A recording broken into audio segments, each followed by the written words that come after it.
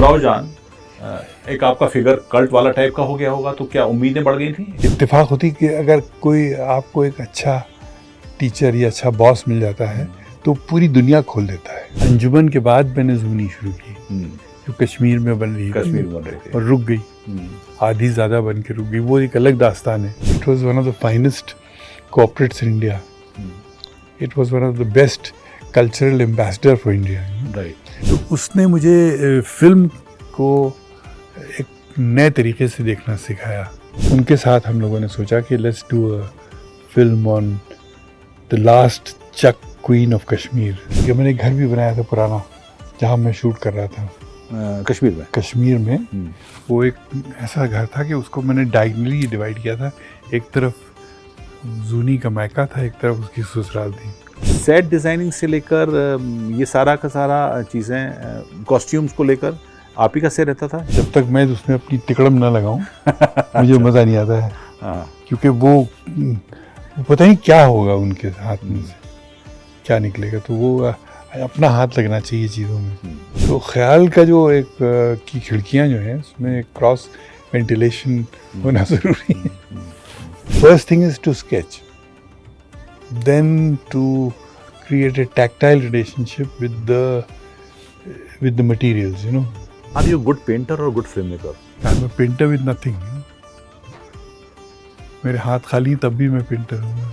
कलम कागज चाहिए मुझे, मैं कीप स्केचिंग। मैं बगैर पेंटिंग के मैं जिंदा नहीं रह सकता हूँ। ग्रिफिथ ने कहा कि in 1924 that 100 years from now the language of moving images can create all brotherhood of man and end all harm conflict from the face of this earth. अपने एजेंडे को लेके लोग अपनी बातें अपने को जस्टिफाई करते हैं, अपनी कार्य करतूत को रंगते हैं। आजकल के ज़माने में आपको लगता है कि जब वर्ल्ड इतना आइडियोलॉजिकली डिवाइडेड है लेफ्ट राइट के तौर पर, films can also be a healer? There are people who have a human vision, you know. अब उस विजन को लोगों तक पहुंचाना convincingly, artistically, in a realistic way, film से बेहतर कोई तरीका नहीं।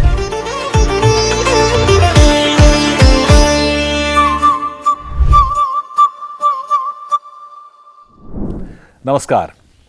कुछ लोग फिल्में बनाते हैं, कुछ लोग कपड़े डिज़ाइन करते हैं, कुछ पेंटिंग्स करते हैं, लेकिन आज जिस शख्स से हम आपकी मुलाकात कराने जा रहे हैं, जिस कलाकार से उसने अपना पूरा जीवन एक कलाकृति की तरह, एक पेंटिंग की तरह, एक स्कल्पचर की तरह जिया है।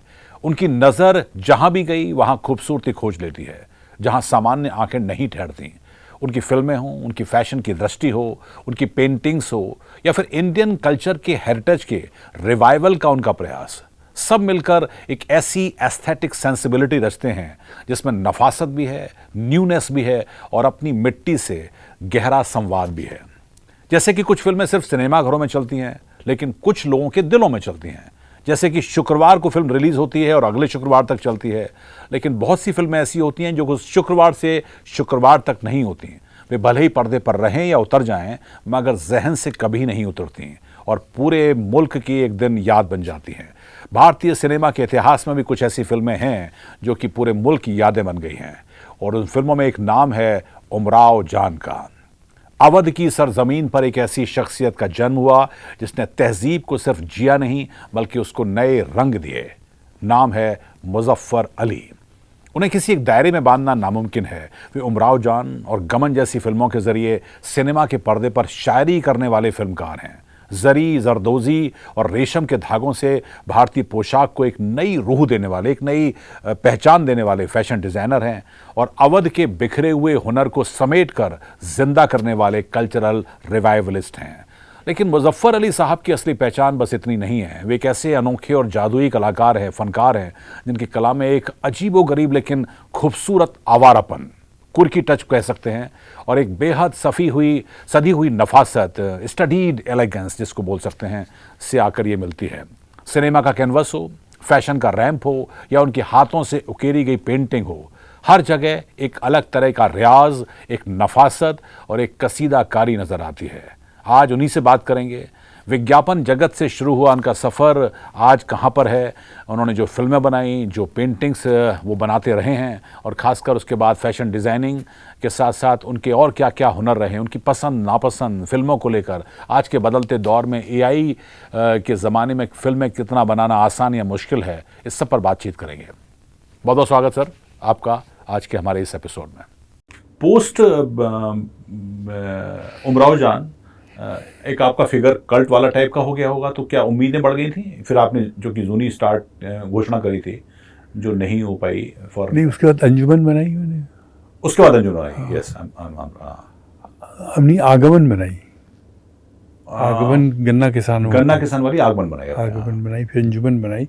अंजुमन के बाद मैंने जूनी शुरू की जो कश्मीर में बन रही थी और रुक गई, आधी ज़्यादा बन के रुक गई। वो एक अलग दास्तान है, वो तो बहुत मज़े की दास्तान है। थोड़ा बताएं जूनी के बारे में। हाँ, मतलब अलीगढ़ के साथ साथ में जब एक वाटरशेड पीरियड हमारा था एयर इंडिया में रहने का, एयर इंडिया का जो मेरा पीरियड था वो बहुत ही एक इनलाइटनिंग इनरिचिंग एक्सपीरियंस था, क्योंकि इत्तेफाक होती कि अगर कोई आपको एक अच्छा टीचर या अच्छा बॉस मिल जाता है तो पूरी दुनिया खोल देता है। ठीक बात। और एयर इंडिया की दुनिया मेरे लिए उस वक्त कोई छोटी दुनिया नहीं थी। It was one of the finest corporates in India. It was one of the best cultural ambassador for India, right. And I was sitting in a position where I culture was in my hands, you know what I mean. मतलब उस महाराजा को बनाने में दुनिया के सामने, महाराजा तो एक तरफ, लेकिन हम लोग कितने आर्टिस्ट वहाँ प्रेजेंट करते थे दुनिया भर में, कितनी पेंटिंग्स खरीदते थे, कितना डेकोर करते थे, कितना कॉस्ट्यूम्स पे काम करते थे, एयर होस्टेसेस पे काम करते थे, उन पे फिल्में बनाते थे। तो हमारे लिए एक पूरी एक दुनिया ऐसी थी जो पूरी दुनिया से जुड़ जाती थी एयर इंडिया में। बिल्कुल।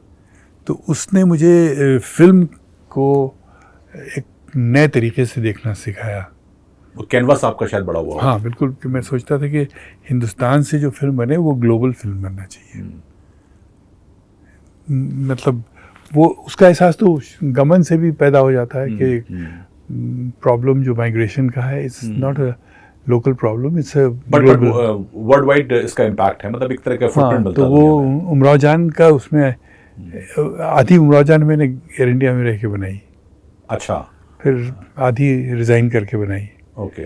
तो जूनी जो थी वो इस वक्त में जब एयर इंडिया में था तो मैंने एक डिपार्टमेंट शुरू किया था कांग्रेसेस एंड कन्वेंशंस का। ओके। तो I wanted to create international conferences to come to India, create an all year round season for India. तो उस वक्त मेरे समझ में आया कि कश्मीर एक बहुत अच्छी जगह है जो प्रमोट हो सकती है। It can create an all year round conference season. तो उसको लेके मैंने बहुत काम किया। फिर एक मैंने कॉन्फ्रेंस सेंटर कंसीव किया, एक उसके साथ होटल कंसीव किया, और फिर कुछ एक्सपर्ट्स में लाया। ओके। तो जो हमारे जो प्रोजेक्ट रिपोर्ट में उन लोगों ने पेश किया, उसमें एक आइडिया ये रखा कि if you make a film with 4 seasons of the valley, then Kashmir is forever positioned as a desirable destination. तो वो दिमाग में मेरी बात फंस गई, उसने असर किया। और जब मैं अंजुमन को लेके वहाँ गया, वैंकूवर वगैरह, न्यूयॉर्क गया, तो मुझे लगा ये वक्त है कश्मीर को सामने लाने का। तो मैंने, हमारी डिज़ाइनर थी मेरी मैकफार्लन, उनके साथ हम लोगों ने सोचा कि let's do a film on the last Chak queen of Kashmir, Habba Khatoon. उसको मैंने बिल्कुल एक ग्लोबल तरीके से देखने की कोशिश की। तो मैं ऐसे कह सकता हूँ कि मतलब मार्केटिंग या टूरिज्म के सीड ने जूनी का एक कैनवास तैयार किया कि चलिए कर कश्मीर को एक ग्लोबल डेस्टिनेशन के तौर पर उसके सारे मौसमों को दिखाना है, तो फिल्म बनाते हैं। और फिल्म के लिए फिर लेकिन उसके साथ साथ उसका एक अगर इमोशनल पहलू नहीं होगा, हाँ नहीं ऑब्वियसली, हाँ, तो उसकी कोई माने ही नहीं, कोई अटैचमेंट नहीं होगा। ओके। तो उस मार्केटिंग आइडिया को एक इमोशनल डायमेंशन देना, एक फिल्म में ढालना, एक किरदार ऐसा ढूंढना जिसके अंदर कश्मीर का दर्द भी हो, उसके अंदर भी पलायन हो, उसके अंदर भी वही बातें हों जो उमराव जान में थी, जो मेरा मतलब जो चीज़ें which drive me, you know. तो ये सब चीज़ों को लेके जो मैंने शुरू किया, फिर उसमें फिर तो एक लंबी दास्तान हो गई ना वो। फिर वो पॉलिटिकल नहीं, पहले तो बनने की दास्तान, फिर अच्छा। ना बनने की दास्तान, फिर बिगड़ने की दास्तान, और अब फिर बन जाने की दास्तान। तो ये जूनी के साथ ये बड़ा मज़ा रहा है। तकलीफ़ भी हुई है इसमें, तकलीफ़ ज़्यादा हुई है, मज़ा भी बहुत आया। तो मैंने जब कश्मीर गया तो मुझे लगा कि ये तो एक अलग दुनिया है, दस्तकारी की दुनिया है, एक हुस्न की दुनिया है, कुदरत की दुनिया है, और इसको मैं फिल्म में कैसे पिरोऊं, लेके आऊँगा। हाँ।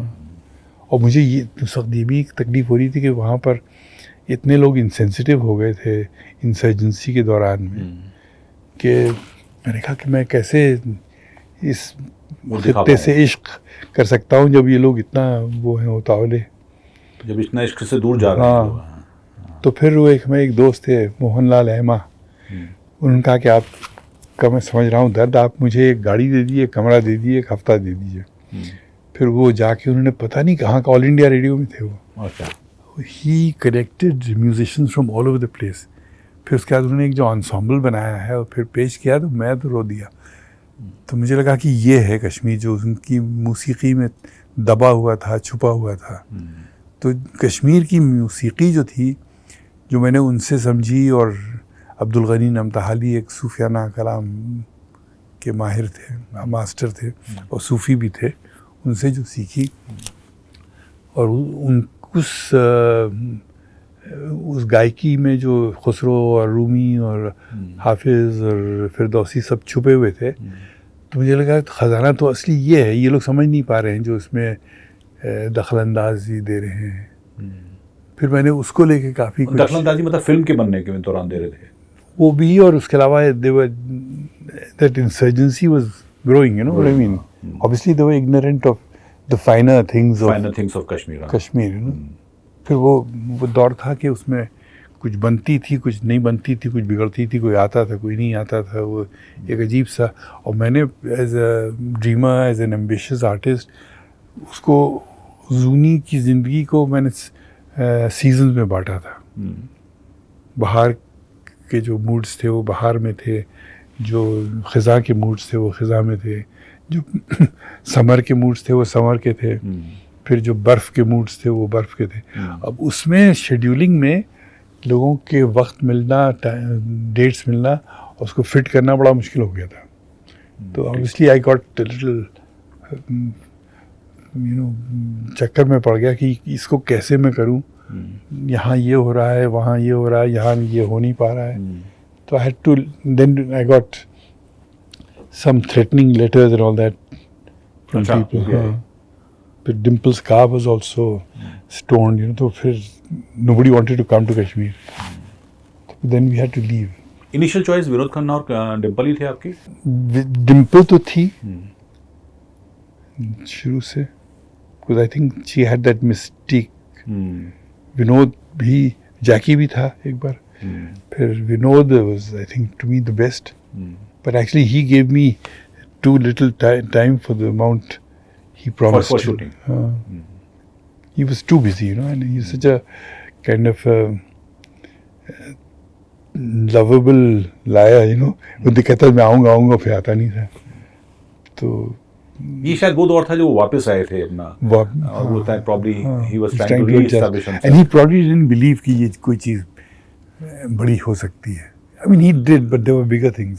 मैं ये आपसे जानना चाहता कि जब वो निर्णय हुआ, जिस सारी स्थिति बदल रही थी, थ्रेटनिंग लेटर्स से लेकर मान लीजिए, तो ये बड़ा पेनफुल रहा होगा, क्योंकि उस प्रोसेस में आने में और लगभग फिर ये कहना कि अब रोक देते हैं, इसको शेल्व करते हैं, वो धीरे धीरे करके ब्रेक लगा है। उसमें क्या है, मुझे यकीन नहीं आ रहा था कि ये भी हो सकता है। फिर सरकार भी कह रही थी ये नहीं होगा आपके साथ, finish it whatever you are doing. फिर वो एक शेड्यूल था हमारा ऑटम का, लेट ऑटम का, उसमें विनोद को आना था। पूरी, अब ये सोचिए कि मद्रास से पूरी साउंड वैन और जनरेटर्स वगैरह सब उस वक्त यहाँ कुछ था नहीं। तो 4-5 दिन चल के वो लोग आए। अब मेरी हिम्मत नहीं पड़ी इन लोगों से कहने के लिए कि यहाँ कोई है ही नहीं काम करने वाला। तो वो बहुत एक, उसके बाद मैंने कहा ये बड़ा मुश्किल काम है, इसको कैसे, मतलब वो लोग वहाँ से आए और विनोद नहीं हाँ, आए, विनोद नहीं आए, वो प्रॉब्ली बिजी हो गए कहीं पर। बिजी हुए, हाँ मतलब, लेकिन वो मेरे लिए बहुत सीरियस मामला हो Obviously, गया था, हाँ। Because it put me down completely, you know. तो उसके बाद फिर मैंने मुझे लगा कि शायद, और फिर nobody was willing to come after that. When he didn't come, then people lost interest. I would say hope कि वहाँ कुछ बेहतर हो सकता है। फिर मैंने धीरे धीरे करके अपना सामान जो था वो पैकअप करना शुरू किया। मैंने एक घर भी बनाया था पुराना, जहाँ मैं शूट कर रहा था, कश्मीर में। कश्मीर में। वो एक ऐसा घर था कि उसको मैंने डायगनली डिवाइड किया था। एक तरफ जूनी का मायका था, एक तरफ उसकी ससुराल थी, उसी जगह पे। अच्छा, आप बता नहीं सकते कि कैसे उसको किया था। Okay, it was cut like a diagonal in the middle. Okay, It has its own outside, it had its own insides, it had its own. I mean, it was something. I don't think people have done that kind of thing. उसके दो जीने थे, एक तरफ से और एक तरफ से दूसरे घर का जीना था। इसको रोककर मैं एक चीज़ जानना चाह रहा था, मतलब गमन से लेकर मान लीजिए उमराव जान एंड देन बाकी फिल्मों को लेकर सेट डिज़ाइनिंग से लेकर ये सारा का सारा चीज़ें, कॉस्ट्यूम्स को लेकर आप ही का से रहता था? क्योंकि हम ये सुनते हैं आमतौर पर, एक आम आदमी सुनता है कि सेट डिज़ाइनर अलग हैं, कॉस्ट्यूम डिज़ाइनर अलग नहीं, हैं। होते सब अलग हैं, जिम्मेदारियाँ सबकी होती हैं। वो ठीक है, लेकिन मैं उसको थोड़ा सा जब तक मैं उसमें अपनी तिकड़म ना लगाऊं मुझे मज़ा नहीं आता है। हाँ, क्योंकि वो पता नहीं क्या होगा उनके हाथ में से, क्या निकलेगा। तो वो अपना हाथ लगना चाहिए चीज़ों में।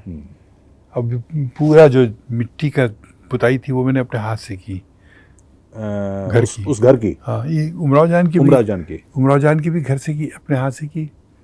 और जूनी का पूरा मिट्टी का मैंने अपने हाथ से बनाया।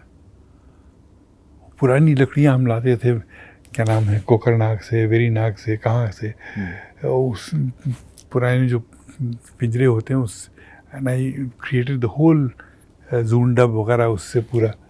तो that was my high, you know. तो वो मैं किसको सौंपता वो काम, नहीं, जब मुझे हाई मिल रहा है ना। अब तो शायद मैं दोबारा देखूंगा कि वो जो आपने मान लीजिए उमराव जान की जो दीवार है पूरा, वो सब मतलब जब तक आपका हाथ नमस करे तब तक, अब आप कहीं जाते भी हैं, कोई सीक्रेट जगह जाते हैं तो हाथ से ही तो छूते हैं ना। बिल्कुल। तो वो जब तक वो सैंक्टिटी जो है आपके अंदर नहीं दाखिल होगी, और आपकी सैंक्टिटी उस चीज़ के अंदर दाखिल नहीं होगी, तो वो लोगों तक नहीं जाएगी। अब this is my own way of film making. हाँ, it has to be tactile, you know. Has it made comfortable artist और डिकम्फर्ट में डाला होगा आपकी सेंसिटिविटी ने, सेट्स को लेकर, कॉस्ट्यूम को लेकर, म्यूज़िक को लेकर, उमराव जान या गमन? अब जैसे उमराव जान था, उमराव जान में क्या था कि उसको फिल्म हैड टू ब्रीथ। हाँ, it had to breathe life, it had to breathe time, it had to breathe what's happening to the characters, you know, what has happened to them. तो वो हमारी वालदा के जो बक्सों में से कपड़े थे पुराने, तो मेरे लिए वो जो कपड़े पहने हुए कपड़े थे उनकी ज़बान अलग होती है।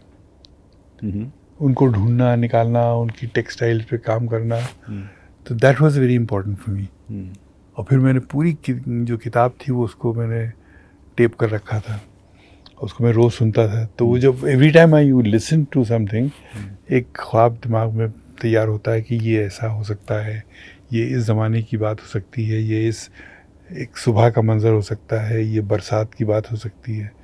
तो वो सब चीज़ें जो ख्याल में आती हैं, तो ख्याल का जो एक की खिड़कियाँ जो हैं उसमें एक क्रॉस वेंटिलेशन होना ज़रूरी है। तो वो हर फिल्म में यही होता है। अगर मैं वो नहीं कर पाया तो फिर उसमें मुझे मज़ा नहीं आता। मैं कैमरा तो बाद की बात होती है, जो फ्रेम है ना, फ्रेम के अंदर क्या जा रहा है वो इम्पोर्टेंट है। उसको मैं स्केच भी करता हूँ। पहला गमन को पूरा मैंने स्केच किया, अंजुमन को पूरा स्केच किया, उमराव जान को स्केच किया। तो वो first thing is to sketch, then to create a tactile relationship with the materials, you know. तो इसका मतलब है कि आपका फिर- स्टोरी बोर्ड में वो स्केचिंग, वो फ्रेम्स में होना ज़्यादा समय लेता होगा। हाँ, उसके बाद फिर then you are trying to write with light. Light जो है वो एक अलग चीज़ है, बिल्कुल बिल्कुल। तो वो लाइट को समझना, all these things become important to me because I am a painter. So as a painter, I see, जो कहते हैं color creates its own weather, you know what I mean. तो वो उसकी जो ज़माना जो है वो रंग से पैदा होता है. तो वो that is my, you know, what shall I say, craziness or my special driving force, which is something I have not been able to learn or teach. Can I ask you, are you good painter और good film maker? अपने आप को कैसे देखते हैं आप? I'm a passionate film painter. Painter. Film making में तो फिर वो पूरा जाविया बदलता रहता है ना. वो तो फिल्म मेकर तो हमको जब तक I don't have the where with also, I am not a film maker, but I am a painter with nothing, you know. मेरे हाथ खाली तब भी मैं पेंटर हूँ. कलम कागज़ चाहिए मुझे, आई कीप स्केचिंग. मैं बगैर पेंटिंग के मैं जिंदा नहीं रह सकता हूँ. फिल्म मेकिंग के लिए तो सब्र भी कर सकता हूँ. हाँ हाँ हाँ। वाल बाज़ वक्त बहुत सी फिल्में जस्ट प्योर सब्र नहीं हो पाई, है कि नहीं. फिल्म का मैं बहुत बड़ा एहतराम करता हूँ और समझता हूँ फिल्म एक ऐसा माध्यम है जो दुनिया बदल सकता है. उसकी शायद विजुअल आउटरीच इम्पैक्ट ऐसा होता है कि उसकी आउटरीच बहुत हो जाती हाँ, है। बट उसका एक जब तक आपका इंटेंट और एलिवेटेड नहीं होगा, मानवतावादी नहीं होगा, तब तक वो बेकार है. ज़मीन से जुड़ा हुआ नहीं होगा तब तक वो बेकार है.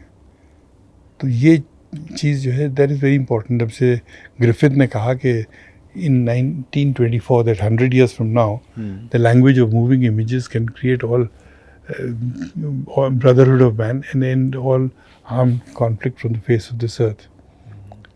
तो जो दुनिया में जो एक कॉन्फ्लिक्ट पैदा हो रहा है उसको फिल्म से ही रिजॉल्व कर सकते हैं. क्या बात है।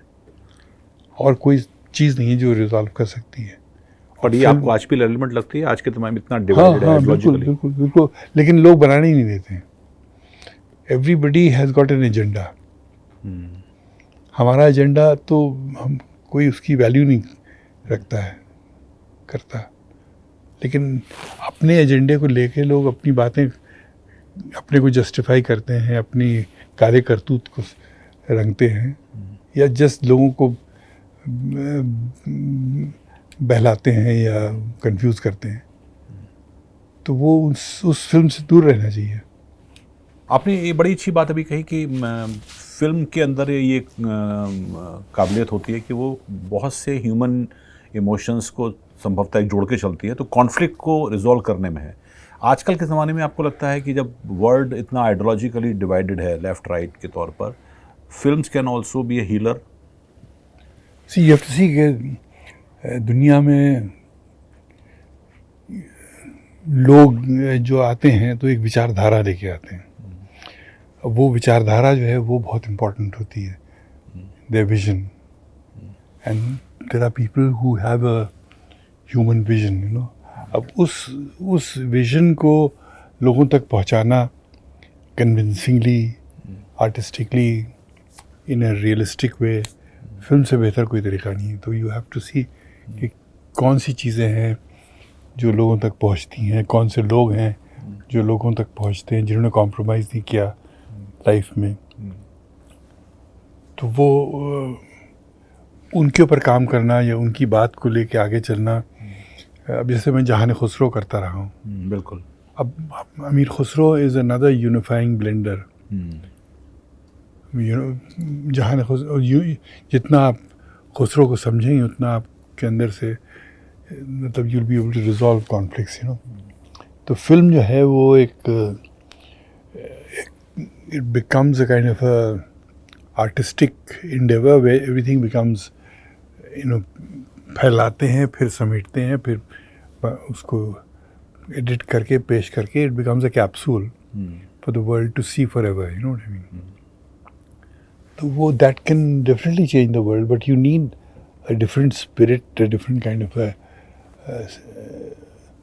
financial power to do it, you know what I mean? And films are always laden with people with agendas, you know what I mean? Either the agenda is just to make money. Yeah. So I think that is not the correct agenda. I don't think if you can ever lose money in a film. If your marketing is strong and if your intent is strong, you can't lose money because लोग हैं प्यासे. इसका तो यकीन आपको करना ही पड़ेगा. अगर यही नहीं यकीन है कि आपके लोगों को इस चीज़ की ज़रूरत है, तो there is no second step, you know. So when you know that people need this, then people will want it and it will get to the people, and when it gets to the people, it cannot be a loser. So how important it is for a filmmaker like you to understand the nuances and the need of the market as well? और क्या आपकी उस तमाम sensitivity के पीछे air India के द्वारा बताई गई एडवर्टाइजिंग में बताई गई चीज़ों ने भी आपको थोड़ा समझ कि फिल्म को बेचना भी उतना इम्पॉर्टेंट है? How to understand the pulse of the audience?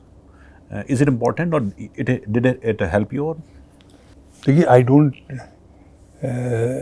I think you have to see the audience as a large human phenomena, you know what I mean? उसमें आप ये मत सोचिए कि ये हमारी मार्केट है. You have to get out of the concept of a market. Okay. You have to see the human being as one global entity. And how you get the global entity into your message, how you take your message into that global entity, is definitely an art. अब जब मैं India में था तो what was I taught? I was taught कि एक seat खाली चली गई हवाई जहाज़ में एक फ़्लाइट में, तो इट्स अ बिग लॉस. हाँ. तो मेरे लिए वो सीट जो है वो एक सिंबल है ऑफ कि इस हर शख्स ने देखा क्यों नहीं इसको. हर शख्स को देखना चाहिए था ये जो एक शिद्दत से एहसास होता है कि इसको देखना चाहिए. अब मेरे वालिद ने जब उमराव जान शुरू में रिलीज़ हुई थी तो खाली गया था हॉल. अच्छा. तो उन्हें बहुत गुस्सा आया. तो फिर उन्होंने कहा अपने उनके जो वन ऑफ हिज फ्लंकीज कहने तो एक पोस्टर बनाइए, उसमें लिखिए, फिर न कहना हमें खबर ना हुई कि फिल्म आई थी और मुझे खबर नहीं हुई. एक बनाओ इसका पोस्टर बना दिया, उसमें रेखा की तस्वीर लगा. अच्छा. उनको जाके आप रेलवे कॉलोनी में चिपका दिए, वहाँ इतने लोग रहते हैं. अब उसका क्या असर हुआ नहीं हुआ मुझे नहीं मालूम. But the point is that you have to believe that people must hear you, see your work. ये यकीन होना चाहिए. ये मत सोचिए कि ये this is your market, you know. तो इससे आपने जो कि फादर का जिक्र किया, उनको पसंद आई थी? उनका क्या मानना था? हाँ, he loved it. He liked all my films. In fact, he gave the clap for every film of mine. अच्छा, okay. And he realized कि ये कोई उनके वक्त में कुछ इस तरह की कभी कोई सोच भी नहीं सकता था कि भाई एक लड़का फिल्म मेकर भी बन सकता है. भेजा तो मैंने साइंटिस्ट बनने के लिए, वहाँ से फिल्म मेकर बन के आ गया. इनिशियली वो कुछ नाराज थे कि आप कहाँ जा रहे हो, या फिर वो ठीक थे? He was too big for all that, you know. अच्छा. नाराज तो वो रहते थे कभी कभी. उनको बेवकूफ़ी पे गुस्सा आता था. पिताओं की आदत होती है थोड़ा नाराज. बेवकूफ़ी पे बहुत गुस्सा आता था. कोई बेवकूफ़ी हमसे हो जाए तो he was intolerant, you know. या कोई भी बेवकूफ़ इनको मिल जाए तो दिमाग में गोबर भर. So he was very anti-Beowulf, but he loved people. He loved people with the innocence of the heart, and he loved the people of Kotwara. You know, उनको कोटवारे में भी बहुत से. He found a huge medley of village people who were obviously not very bright and intelligent. They were lovable, simple and. उसी तरीके से उनके जो बिरादरी के राजा लोग थे, वो he loved them because basically they had a very strong streak of foolishness. And there was a very strong sense of humanism in them, secularism, which is what he admired in all his on the Raja fraternity of Awadh, you know. किस्सा बताते थे बजान के जब विलायत से आए तो किसी राजा से मिलने गए, तो राजा साहब जो थे वो ज़नाने कपड़े पहनते थे, अच्छा। वो ज़नानी ज़बान में बात करते थे। वो लेटे थे ज़मीन पे, मसनद पे। तो भैया ने कहा, चचा आप ज़मीन पे काहे लेटे हो? कहले, अरे तुम जानत नहीं मुहर्रम है। तो भैया ने कहा, आपका मुहर्रम से क्या? वही राजपूत थे। कहले, आपका इससे क्या लेना देना? कहले, तुम मूर्ख हो, जो प्रजा का धर्म वो राजा का धर्म। अच्छा, अच्छा। तो वो he loved all these gentilities of Abad, which I found very strong in my films, you know. मुझे जो इश्क अवध के लोगों से है वो लोग नहीं समझ सकते। क्यों? ये तो आपने उमराव जान बना दिया, फिर तो नहीं, तो लखनऊ को लोगों ने फिर हर अलग से धर्म, देखना हर बिरादरी में एक अपनी ब्यूटी है वहाँ अवध की। ठीक है। इसको हम लोग नहीं समझ पा रहे, हम उसको तोड़ रहे हैं। हमारा काम जोड़ने वाला है। फिर जब आपका वो हुआ, उसी के बाद 90s में जब आई ये फिल्म को आपने रोका मंजूनी को, तभी आपने कोटवारा ब्रांड शुरू किया। तभी हम कोटवारा भी आए, हमारे फादर की डेथ भी हो गई 90 में, और फिर उसके बाद हमने ये कॉन्सेप्ट माइग्रेशन का, इसको एक प्रैक्टिकल शक्ल देने की कोशिश की कि if I start craft in my village then people don't have to migrate. Okay. तो doing craft is one thing, but being able to create beauty through that craft was a bigger तो ये challenge. Migration को रोकने के क्या प्रयास था, या आपका अपना आर्टिस्टिक डाइवर्जन? उसका नाम मैंने रखा था पूरे प्रयास का, द्वार पे रोजी। द्वार पर रोजी। हाँ। अच्छा, अच्छा। ओके। ठीक है ना? बिल्कुल, बहुत अच्छा नाम है। हाँ। द्वार पे रोजी हो तो फिर ये माइग्रेशन ना हो शायद। हाँ, आपकी ग्लोबल वार्मिंग खत्म हो जाए, ग्लोबल वार्मिंग, पोल्यूशन खत्म हो जाए, शहरों के प्रॉब्लम्स खत्म हो जाए, गांव के प्रॉब्लम्स खत्म हो जाए।